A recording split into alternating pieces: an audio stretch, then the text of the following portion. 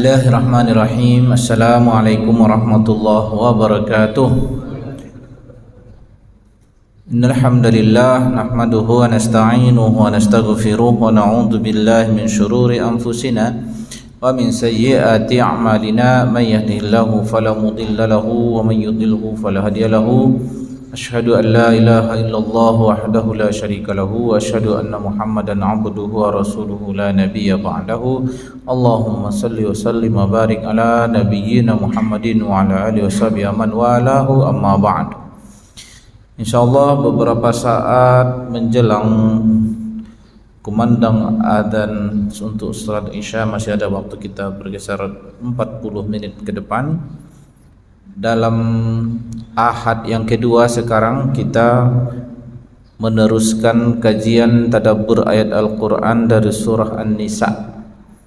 Pada bulan lalu kita sudah selesai membahas satu ayat dari surah An-Nisa tentang hukum toharoh, itu di ayat 43, dan malam ini kita melanjutkan ke ayat berikutnya yaitu ayat 44.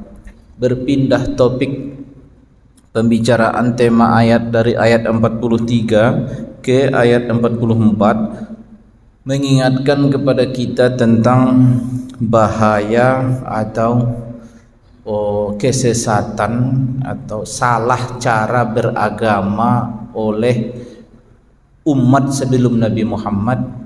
Nah, mereka itu disebut ahlul kitab. Ayat itu, a'udzubillahi minasyaitonir rajim, bismillahirrahmanirrahim. Alam tara ilal ladzina utu nasiban minal kitabi yashtaruna ad-dhalalata wa yuriduna an tadillus sabil. Wallahu a'lamu bi'a'daikum wa kafa billahi waliyan wa kafa billahi nasira. من الذين هادوا يحرفون الكلم عن مواضعه ويقولون سمعنا وعصينا واسمع غير مسمع وراعنا ليا بألسنتهم وطعنا في الدين ولو أنهم قالوا سمعنا وأطعنا واسمع وانظرنا لكان خيرا لهم وأقوم ولكن لعنهم الله بكفرهم فلا يؤمنون إلا قليلا.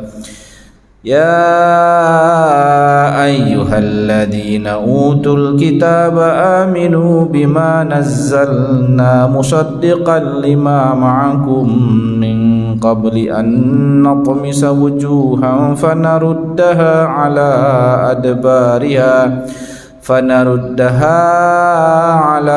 أدبارها أو نلعنهم كما لعنا أصحاب السبت وَكَانَ أَمْرُ اللَّهِ مَفْعُولًا. 4 ayat dari ayat 44 hingga ayat 47. Allah berfirman dalam ayat 44, Alam tara ilal ladzina utu nasiban minal kitab.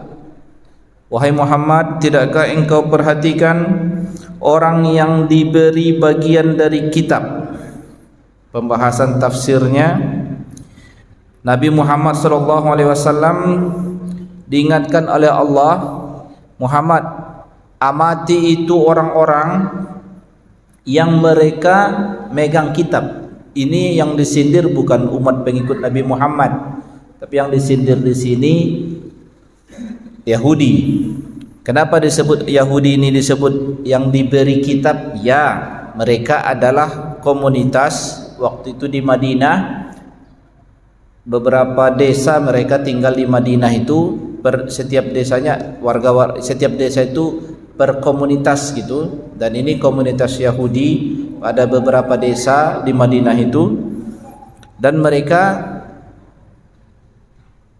sebelum kedatangan Nabi Muhammad, sebelum Nabi Muhammad diutus Allah lah, mereka sudah ratusan tahun tinggal di Madinah itu.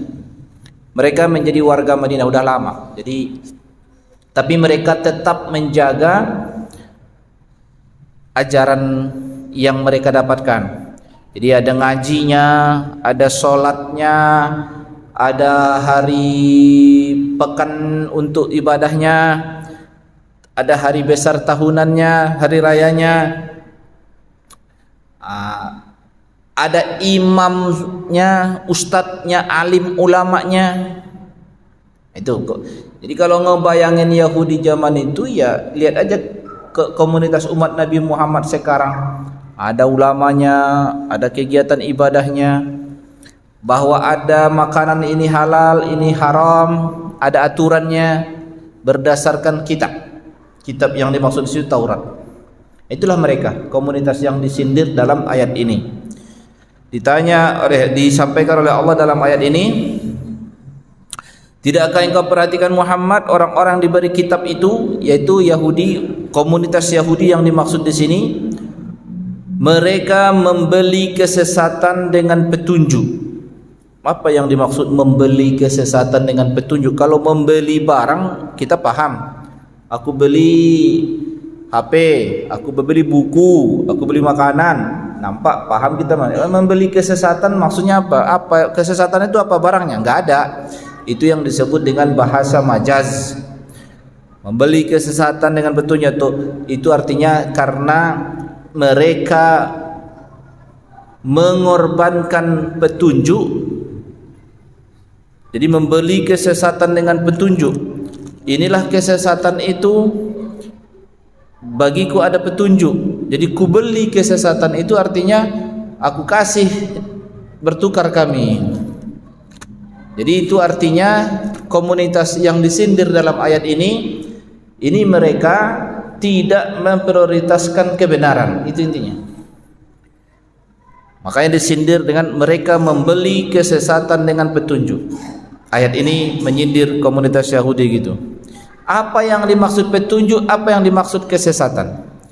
Jadi yang dimaksud petunjuk itu ketika Nabi Muhammad datang menyampaikan petunjuk kepada masyarakat sebagai ajaran terakhir. Nabi Muhammad itulah petunjuk itu. Al-Quran itulah petunjuk itu. Lalu mereka menolaknya. Mereka memilih untuk tidak percaya kepada Nabi Muhammad. Artinya sudah disodorin tuh. Mereka memilih untuk menolak Nabi Muhammad, menerimanya, menolak menjadi pengikutnya. Inilah yang disindir ini. Orang ini siapa? Ada waktu itu di Madinah. Ada mereka dari desa namanya Bani Nadir, ada di desa namanya Bani Qainuqa, ada di desa namanya Bani Quraizah, ada juga di luar kota Madinah sebuah desa namanya Khaybar. Warganya di situ Yahudi. Mereka sudah lama di situ, sudah dari ratusan tahun sebelumnya menjadi warga sekitar situ. Dan ajaran mereka tetap dijaga. Mereka pertahankan urusan halal haram, ya. Dan mereka hidup di tengah-tengah masyarakat Arab yang musyrik, dan mereka anti betul dengan orang musyrik, karena orang musyrik itu nyembah berhala. Ini warga Yahudi ini anti berhala betul, gitu kan?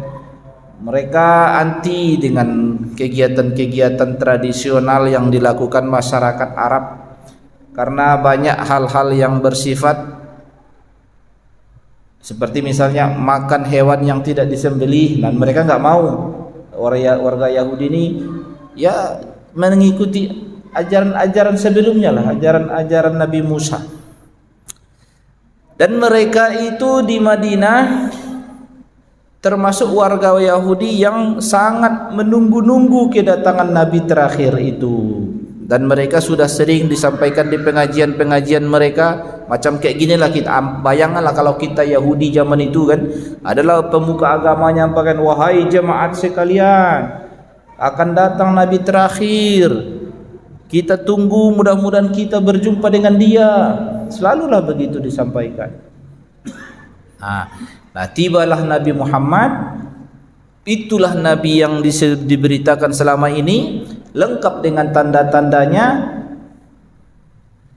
Pindah dari Mekah ke Madinah, makin dekat dengan komunitas mereka, dan Nabi Muhammad pun menyampaikan, akulah utusan Tuhan yang terakhir itu, joinlah menjadi pengikutku. Mereka, kami enggak mau. Bukan kau yang dimaksud dalam pengajian kami yang dulu, bukan kau Muhammad, bukan kau.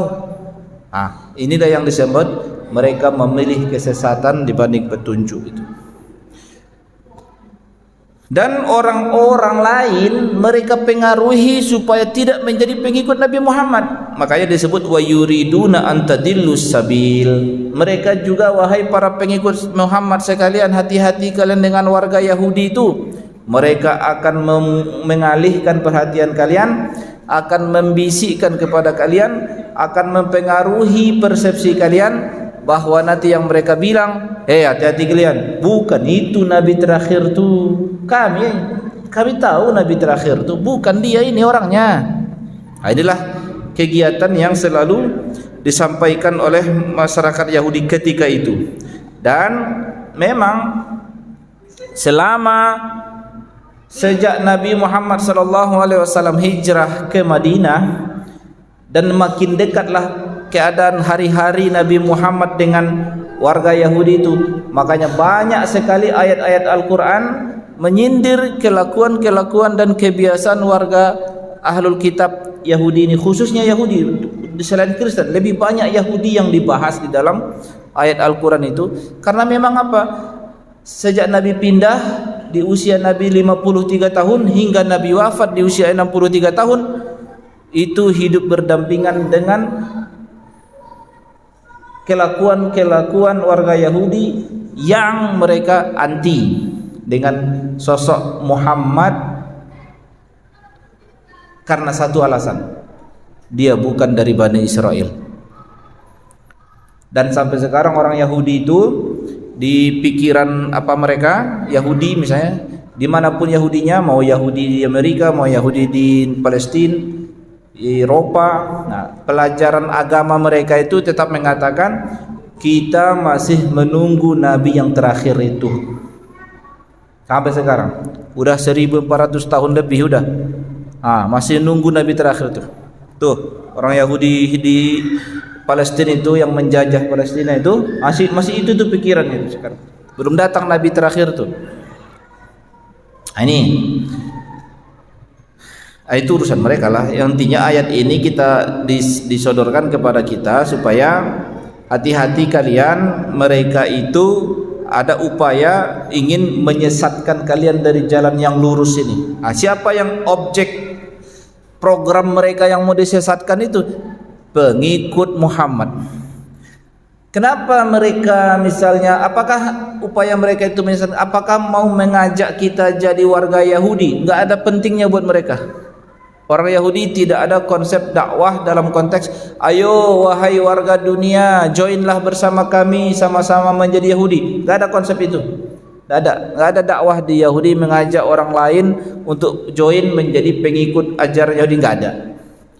Yahudi enggak punya konsep itu. Jadi jumlah warga Yahudi di dunia itu tetap sedikit. Dan mereka enggak masalah itu bagi mereka, karena ajaran mereka lebih kepada ras, lebih kepada keturunan. Ya, keturunan Bani Israel aja, karena itulah doktrinnya dari dulu. Gitu. Jadi jangan pikir ada misalnya masa misionaris Yahudi, mana ada? Yang ada itu kalau misionaris itu Kristen. Itu lain, tapi kalau Yahudi enggak ada. Jumlah Yahudi paling di dunia ini berapa? Paling 14 juta kali, enggak nyampe 20 juta. Dari total warga bumi sekitar 8 miliar. Orang Yahudi dikit aja, separuh di Israel, separuh lagi di Amerika, sisanya bertebaran sedikit-sedikit di Eropa. Udah. Dan keyakinan mereka sederhana. Tidak ada misalnya, ayo joinlah sama saya supaya jadi Yahudi, selamat kita. Enggak penting bagi mereka orang selain Yahudi itu mau selamat atau enggak selamat, enggak penting. Yang penting kita aja selamat. Itu aja pikiran Yahudi itu. Artinya kita agak kurang tahu, kita kurang mengenal apa sebenarnya keyakinan dan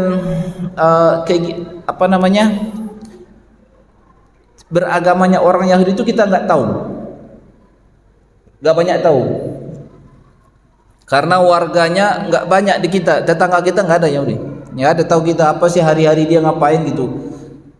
Nah, tapi kalau warga di sana tahu, di Palestina mereka tahu apa sih hari-hari orang tuh, doa mereka setiap hari ngapain gitu kan, hari besarnya itu hari apa gitu kan, mereka tahu, biasa mereka tahu hari besarnya, hari rayanya. Nah kita karena ya kita juga nggak penting juga, cuma ya sebenarnya Al-Quran lumayan banyak membahas tentang orang ini, karena mereka ada dulu di tengah-tengah warga Madinah dan sangat banyak ngerecokin di masa Rasulullah SAW ada di Madinah.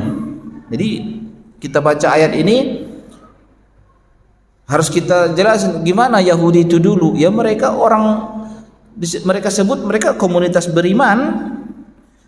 Ya mereka ngaji kitab Taurat. Ada hukum halal haram sampai sekarang sama. Urusan makanan juga mereka ada sertifikat halal. Kalender ajaran tahun barunya mereka ya, pernah dulu kita waktu bulan Muharram 10 Muharram itu puasa apa namanya? Puasa Asyura. Apa hadisnya waktu itu? Hadisnya kan ketika Rasulullah sudah pindah dari Makkah ke Madinah, langsung berinteraksi dengan warga Yahudi. Pada saat tanggal 10 Muharram, Nabi melihat mereka merayakan hari besar. Salah satunya diisi dengan berpuasa. Nabi bertanya, kenapa kalian merayakan hari ini, tanggal 10 ini? Kata mereka, oh ini hari besar kami Muhammad. Inilah yang hari yang kami kenang selalu, yang kami sudah dari dulu. Ini hari besar, kami mensyukuri Allah menyelamatkan Bani Israel dari Fir'aun. Kami mensyukuri Taurat itu dilengkapi oleh Tuhan pada hari ini, setara dengan hari ini, yaitu 10 Muharram. Wah, kalau kayak gitu aku juga bersyukur ikutlah. Aku juga lebih pantas untuk berpuasa. Dan memang Nabi Muhammad SAW dalam salah satu riwayat, karena Nabi Muhammad ini kan meneruskan ajaran sebelumnya. Jadi Nabi sudah terbiasa juga sebelum hijrah puasa itu tanggal 10 Muharram. Setelah Ramadan diwajibkan tahun kedua, maka Nabi bilang dulu kita puasanya 10 Muharram. Sekarang setelah Allah wajibkan bulan puasa Ramadan, maka yang kemarin yang kita biasa lakukan tidak wajib lagi. Pertanyaannya, yang 10 Muharram sebelum diwajibkan Ramadan itu meniru siapa? Bukan meniru, itu meneruskan ajaran sebelumnya. Memang sudah begitu amalan orang beriman sebelum Nabi Muhammad. Jadi Nabi Muhammad gak ada hal baru awal-awalnya. Baru setelah diturunkan wahyu Allah, turunkan mewajibkan puasa Ramadan, barulah itu baru yang baru untuk umat Nabi Muhammad. Yang sebelumnya belum ada di umat Nabi Musa, belum ada di umat Nabi Isa. Adalah spesial Nabi Muhammad dengan syariah puasa Ramadan itu. Tapi sebelum itu Nabi puasa seperti puasa umat sebelumnya, yang seperti persisnya dipraktekkan warga Yahudi di Madinah. Enggak heran kita. Bahkan kita tetap meneruskan sekarang nih, kita tetap meneruskan bulan 1 di kalender kita itu bulan Muharram. Dan itu bukan hal baru, itu sudah sesuatu yang diamalkan. Memang begitulah kalender sebelum Nabi Muhammad. Komunitas kaum beriman ini bulan 1 mereka tuh Muharram, memang Muharram itu bulan 1-nya. Kita bilang sama juga, kita nggak mengubah urutan kalendernya, nggak kita bilang bulan 1-nya dengan bulan Rabiul Awal misalnya, nggak. Kita tetap bikin bulan Muharram, karena memang bulan Muharram yang sudah menjadi awal tahun di umat sebelumnya. Dan Nabi Muhammad meneruskan ajaran sebelumnya. Bukan karena Nabi Muhammad hijrah di bulan Muharram, enggak. Nabi Muhammad hijrah di bulan Rabiul Awal. Tetapi kalendernya kita tetap bulan nomor 1 kita bikin Bulan Muharram itu sudah sesuatu yang ada di umat sebelumnya.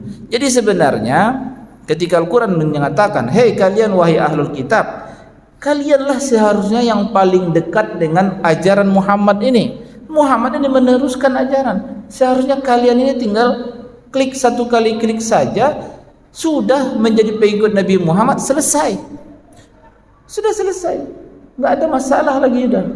Tapi disitulah tantangan mereka, godaan iman mereka. Mereka kena gangguan gengsi, menjadi follower orang Arab. Itu berat betul tuh, menjadi follower orang Arab. Sementara selama ini dalam pikiran mereka memang orang Arab itu, dalam persepsi mereka orang Arab itu kan orang-orang jahil, ya, orang-orang terbelakang. Kami ini orang-orang yang unggul. Itulah di pikiran warga Yahudi itu sampai sekarang. Nah, kemudian ayat berikutnya, ulaikal ladzina la'anahumullah. Bukan, wallahu a'lamu bi'adaikum. Ini ayat 45. Allah paling tahu siapa musuh kalian Muhammad. Musuh kalian yang dimaksud sindir musuh ini, ya ini orang-orang yang ingin menyesatkan kalian dari jalan Allah. Allah tahu. Artinya wahyu ini disampaikan ke Nabi Muhammad untuk jaga-jaga kalian, supaya dikasih tahu hati-hati kalian, ada orang gak suka sama kalian. Ada wahai para pengikut Muhammad, hati-hati kalian, itu orang-orang tuh gak suka kalian mengikuti Muhammad. Mereka pengennya kalian itu anti Muhammad. Tapi Allah memberikan pesan, wa kafa billahi waliya wa kafa billahi nasir. Oke, mereka memang sudah terlanjur, sudah begitu perasaan mereka anti betul dengan Muhammad, sehingga siapapun pengikut Nabi Muhammad mereka pengennya orang itu tidak setia dengan Nabi Muhammad. Hati-hati, itu musuh kalian. Tapi enggak usah takut, biasa aja. Selama kalian berserah diri kepada Allah, disebut oleh Allah dalam ayat ini, cukuplah Allah sebagai pelindung kalian, cukuplah Allah sebagai penolong kalian dari orang-orang yang merencanakan buruk kepada kalian. Artinya santai aja, memang di hati mereka sudah begitu. Jadi salah satu tips buat kita, hati-hati juga. Ini walaupun tidak kepada benci kepada orang Yahudi, enggak, gini aja, enggak usah pun urusan ini urusan Yahudi. Ada orang lain sama-sama pengikut Nabi Muhammad, ada dengki sama kita, ada dia mungkin tahu kita, dia kayaknya punya rencana buruk sama saya. Misalnya nih, ini bukan masalah Yahudi atau bukan Yahudinya, karena manusia ini sifat manusia. Manusia itu kadang ada hasad di hatinya, lalu dia merasa kayaknya orang ini nggak suka sama aku nih.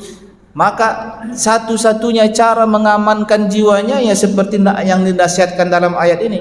Cukuplah Allah sebagai pelindungmu, cukuplah Allah sebagai penolongmu. Jangan kau pikirin, waduh nanti kalau dia bilang aku begini ke orang sana, nanti kalau di fitnahnya aku begini-begini, waduh, itu merusak batin kita. Itu nggak ada cara selain jangan fitnah balik, itu bukan solusi, ya kan? Jangan kita menjadi sebenarnya jangan, aduh rusuh kali aku, gimana ini nanti stres pula dia, jadi pikiran nggak bisa tidur.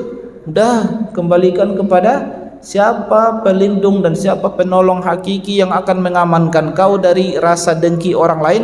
Ingat ayat nih, wa kafa billahi waliya wa kafa billahi nasira. Bahwa ada orang hasad, bahwa ada orang merencanakan buruk untukmu, gimana kamu menghalanginya? Maunya kamu orang baik semua sama kamu. Nggak ada cerita kayak gitu di dunia ini. Ada saja orang yang hasad. Maka satu-satunya cara mengamankan batin orang yang cemas dengan rencana buruk orang lain, rasa hasad orang lain, perlindungkan dirimu kepada Allah. Tidak ada cara lain. Nggak ada cara lain. Terus mau diapain coba? Kita bisa mengatur rencana dia? Enggak. Kalau dia berniat buruk, kita juga bingung kenapa dia nggak suka sama kita. Kita juga pusing kenapa? Nggak usah. Ya, nggak usah cemas, titipkan kepada Allah, biasakan begitu. Nabi Muhammad pun diajari begitu. Sama seperti misalnya kalau ada kita siapalah yang hasad sama kita? Mungkin lebih banyak Nabi Muhammad lah. Kita bukan orang terkenal, bukan orang yang penting juga, gitu kan? Bukan pejabat, bukan orang ya. Tapi Nabi Muhammad kan utusan Tuhan.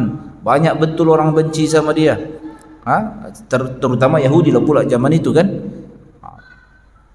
Karena popularitasnya mungkin, banyak pengikutnya, didengki orang, gitu. Jadi pada saat ada terasa di kita ada orang dengki sama kita, ada orang sehingga akibat dengkinya dia memfitnah, akibat dengkinya dia merencanakan yang buruk buat kita, terus kita nggak usah stres.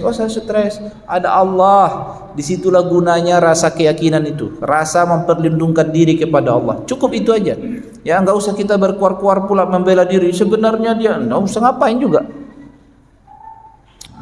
Cuma kadang manusia ya tergoda di hati dia pasang badan, akhirnya dia kayak mau berperang sendiri pula, macam dia bisa melindungi dirinya sendiri dari upaya buruk orang lain.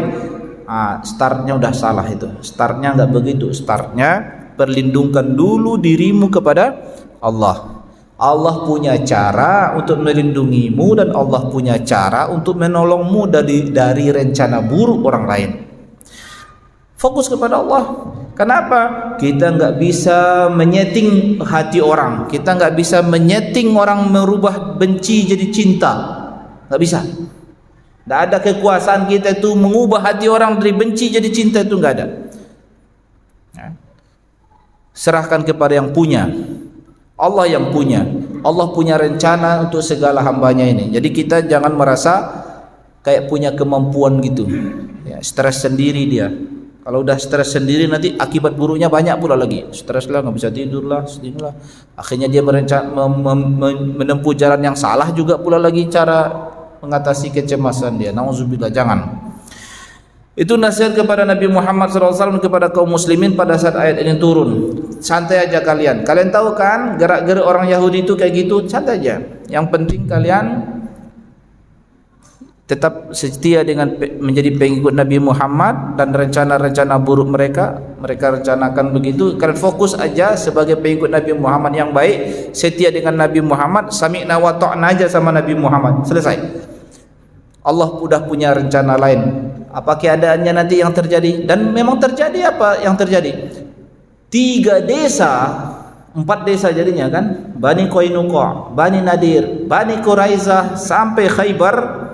Pada akhirnya sebelum Nabi wafat ini semua selesai.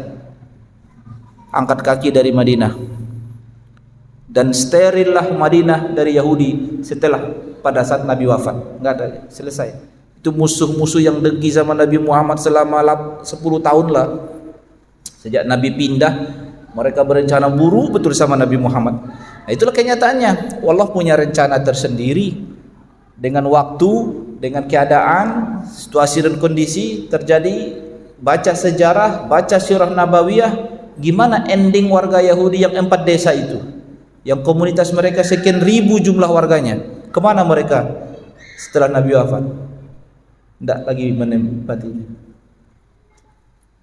Dan itu seharusnya bagi warga Yahudi ketika itu sudah jadi teguran. Hei, kalian itu enggak berhadapan dengan Nabi Muhammad, kalian berhadapan dengan Allah. Kalian merencanakan yang buruk kepada Nabi Muhammad. Wa makaru wa makarallah wallahu khairul makirin. Mereka merencanakan yang buruk kepada Nabi Muhammad, tapi Allah kan punya rencana juga. Tentu rencana Allah lah yang unggul, bukan rencana musuh Muhammad itu. Inilah keimanan. Nah, kita ini umat Islam ini harus yakin kita, saya di ajaran yang benar. Saya sebagai pengikut Nabi Muhammad, ajaran yang saya ikuti ini adalah pengikutnya. Ada orang-orang yang tidak senang sama saya, kita mikirnya gimana gitu? Mau dipikir gimana? Serahkan kepada Allah. Fokus menjadi muslim yang baik. Fokus sampaikan ajaran ini. Fokus suarakan yang hak. Fokus tolak yang batil. Cukup. Jadi jangan nanti kita negosiasi dengan kebatilan hanya karena supaya nanti tidak dijahatin. Allah punya rencana, tapi memang begitu. Berapa durasi waktunya? 10 tahun. Mungkin kalau kita nggak sabar, kita pengennya kalau ada orang benci sama kita besok langsung cilaka dia. Itu pikiran kita, nafsu kita. Tapi kan Allah punya cara tersendiri. Nabi itu 10 tahun sejak Nabi pindah dari Makkah ke Madinah sampai Nabi wafat 10 tahun. Kalau kita nggak sabar, mungkin kita pengennya Yahudi punah langsung gitu. Nggak bisa. Allah punya cara gitu. Dan itulah kenyataannya sirah nabawiyah kita baca. Sirah nabawiyah itu pelajaran yang besar buat kita. Kenapa? Karena selama 10 tahun sejak Nabi hijrah itu banyak pelajaran bagaimana menghadapi musuh. Cara-cara musuh, bagaimana musuh memperlakukan umat Nabi Muhammad, dikhianati, dibacok, digunting dalam lipatan, semua Al-Quran membimbing Nabi Muhammad. Itu pelajaran besar buat kita. Ini termasuk ayat yang kita bacakan ini. Ini pelajaran-pelajaran bagaimana Nabi Muhammad dibimbing terus menghadapi orang Ahlul Kitab itu. Ini juga diceritakan tentang bagian dari sisi buruk ya, sisi gelapnya Ahlul Kitab, sisi gelapnya Yahudi, sisi gelapnya pemuka-pemuka agama di komunitas Yahudi di masa itu. Dan mungkin sampai sekarang. Apa ayat 46? Di antara orang-orang Yahudi itu Muhammad, biar kalian tahu, mereka itu biasa memainkan kitab suci. Maksudnya memainkan itu, nah kita harus tahu juga bagaimana kitab suci di tengah-tengah masyarakat Bani Israel atau Yahudi khususnya. Ada bedanya dengan cara kita. Kalau kita nih kayak gini sekarang, habis maghrib kita belajar Al-Quran, tadabbur ayat Al-Quran, ngajar tafsir. Ini ayatnya, ini Pak maksud ayat ini. Yang menjelaskannya saya nggak ada latar belakang keturunan Nabi manapun. Misalnya kan, bisa saja. Yang penting yang mengajarkan itu punya kapasitas, bertanggung jawab dia dengan ilmu yang dia sampaikan. Jangan ngarang dia. Yang penting itu. Di Yahudi enggak kayak gitu. Orang yang berperan seperti saya nih, atau yang akan menyampaikan khutbah di mimbar, yang akan memimpin ibadah sholat, itu harus dari keturunan tertentu, yaitu dari keturunan Nabi Harun.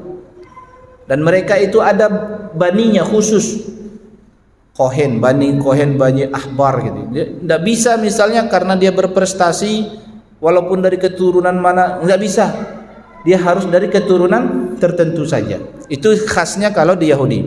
Nah ini orang-orang nih, kitab sucinya itu diduplikasi enggak supaya misalnya jadi bacaan harian buat masyarakat? Enggak juga. Karena kitab suci ini istimewa betul. Hanya orang-orang yang berkapasitas sajalah yang boleh membukanya dan membacakan dan menjelaskannya. Yang lain enggak boleh. Jadi peluang saya sebagai pemuka agama, akulah misalnya keturunan Harun sebagai imam di masjid itu, saya itu bisa. Ku bilang ini teksnya begini, tapi maksudnya begini saja. Saya menafsirkannya sendiri. Saya arahkan sama seperti ini. Di pelajaran-pelajaran mereka sebelumnya, dalam munajat-munajat doa bersama warga Yahudi, ketika mereka menghadapi tantangan, mereka berwasilah kepada Tuhan. Oh Tuhan, kami berwasilah kepadamu demi utusan Tuhan terakhir yang Engkau janjikan untuk datang di akhir zaman. Tolong kami menghadapi orang-orang musyrik itu. Itu munajat mereka. Oh Tuhan, kami adalah menunggu Nabi yang Kau janjikan akan datang di akhir zaman itu. Kami akan menjadi pengikut setianya. Tolong kami menghadapi musuh kami demi dia. Berwasilah kami atas nama dia. Itu disebut dalam pengajian. Nah tiba-tiba datanglah Muhammad valid dengan data-data yang sering dibahas di pengajian itu. Ku kenali dia. Itu pula orangnya, orang Makkah ya, bukan dari Bani Israel. Di pengajian berikutnya aku bilang, hati-hati kalian. Hati-hati kalian. Ada orang ngaku-ngaku Nabi, datang dari Mekah, pindah dia ke Madinah nih. Bukan dia Nabi terakhir tuh. Itulah kerjaku sebagai pemimpin jemaat di Yahudi itu. Nah, itu yang dilakukan yang disindir, yuharrifunal kalima an mawadi'ihi. Mereka ubah-ubah konten kitab suci dari topiknya. Mereka alih-alihkan. Itu bisa. Pertanyaannya, umat Islam bisa enggak melakukan itu kepada Al-Quran? Macam aku nih misalnya, Oh bukan itu maksud ayat tuh Pak, salah itu. Bisa juga sih sebenarnya. Memang aku nggak mengubah teksnya, nggak mungkin. Ini hafiz, itu hafiz. Kalau ku ubah teksnya, oh salah tuh Pak Ustadz. Nggak kayak gitu bunyi ayatnya. Pasti banyak. Tapi umat Islam masih bisa berpeluang mengubah apanya? Tafsirnya sebenarnya nggak kayak gitu. Bisa saja. Makanya ayat ini meskipun ini menyindir orang Yahudi, tapi kita sebagai pengikut Nabi Muhammad ambil juga pelajaran sebagai para ulama. Hati-hati kalian, jangan memperlakukan Al-Quran seperti pemuka agama Yahudi memperlakukan Taurat. Mereka arahkan maksud ayat itu kepada selera mereka, keluar dari konsep kebenaran, keluar dari tujuan yang seharusnya. Hati-hati kalian, itu pelajaran juga buat kita sebagai kaum muslimin gitu kan. Memang tidak akan mungkin kita mengubah teks Al-Quran, kamu karena teks Al-Quran itu memang dijaga oleh Allah teksnya, tapi berpotensi kita menggunakan ayat-ayat itu dengan membelokkan tafsirnya. Bukan itu yang dimaksud itu, ini maksudnya itu. Bisa saya sebagai ulama untuk menuju tujuan saya, kepentingan terdekat saya, bisa saya pakai itu ayat itu. Tentu kalau untuk saya pakai ayat-ayat itu untuk kepentingan sesaat saya, ya saya berkhianat dengan peran saya, itu aja. Al-Quran tetap tidak akan bisa saya rusak, cuma saya rusak sendiri aja. Tapi orang-orang ini juga sesat, jadinya saya bikin, gitu kan? Bisa juga. Artinya itu jadi pelajaran juga buat kita. Orang Yahudi dulu biasa kayak gitu. Jadi kalian wahai umat Muhammad jangan bikin Al-Quran kayak gitu. Ya, sampaikan Al-Quran itu apa adanya. Gitu. Bertanggung jawab kalian menjelaskannya. Amanah kalian. Ini sindiran kepada warga Yahudi waktu itu. Di antara warga Yahudi itu ada yang mengubah kalam, menggeser topik yang seharusnya ayat itu bukan untuk itu, dipakai untuk yang lain. Terus mereka bilang sami'na wa asaina. Ini kepada Nabi Muhammad. Orang Yahudi itu salah satu ajaran mereka adalah apabila nanti ada utusan Tuhan, kalian uji itu orang dengan tanda-tandanya dan valid tanda-tandanya, maka kalian jadilah pengikutnya. Kan itu ajaran Yahudi. Makanya sampai sekarang mereka menunggu Nabi terakhir itu, karena mereka ditagih apabila ada Nabi kalian uji tanda-tandanya valid, maka kalian harus bilang sami'na wa ata'na. Tapi mereka pemuka agama ini bilang, Muhammad datang bilang sami'na wa asaina. Apa arti wa asaina? Kami dengar Muhammad, kau ceramah aja lah, kau bacakanlah wahyu yang dibacakan Tuhanmu Muhammad. Kami dengar, kami keluar masuk kanan keluar kiri. Wasma' ghairu musma' wa ra'ina. Datang mereka ke pengajian Nabi Muhammad, datanglah. Karena Nabi Muhammad itu populer setelah pindah ke Madinah. Mereka di tengah-tengah Madinah. Mereka biasanya yang sholat itu warga Yahudi. Sekarang warga-warga Madinah yang tadinya musyrik menjadi pengikut Nabi Muhammad, ikut sholat. 2 tahun pertama sholatnya ke Baitul Maqdis pula lagi. 2 tahun pertama, kemana arah orang Yahudi itu sholat sama arahnya. Kayak gitulah pengikut Muhammad itu 2 tahun pertama sampai turun ayat perubahan arah kiblat itu. Artinya warga Yahudi itu melihat ini kita banget ya. Hari-hari Muhammad ini amalan-amalan kok kita banget ini gitu. Susah mereka banyak warga Yahudi terpesona memang. Wah, dia Nabi terakhir itu berarti. Banyak warga Yahudi banyak terpesona. Oh, itu ya Nabi terakhir itu. Joinlah kita. Oh, datang pemuka. Oh, hati-hati kalian, bukan. Itu Nabi palsu itu, bukan dia. Disitulah bekerja kerasnya para imam-imam ini, dan mereka memang harus nurut betul sama imam-imamnya, karena mereka nggak megang kitab, mereka hanya mendapatkan penjelasan kitab dari imamnya. Untung kita ini nggak seperti orang Yahudi ya, kita bebas mau akses, mau berguru ke sana silakan, mau berguru ke sana, makin banyak berguru, makin banyak data pembanding silahkan, gak ada masalah. Enak kita umat Nabi Muhammad nih, lebih merdeka gitu, lebih. Kenapa? Karena Al-Quran itu umat Nabi Muhammad. Para ulama itu bisa saja berbeda pendapat karena beda cara sudut pandang mereka melihat satu. Silahkan bikin diskusi, silakan, nggak ada masalah. Enak kita umat Nabi Muhammad nih. Tapi kalau Yahudi enggak, dikunci sama imamnya. Kau ikut aku aja. Nggak ada cerita. Kau nggak tahu, pokoknya apa kataku kau ikut aja.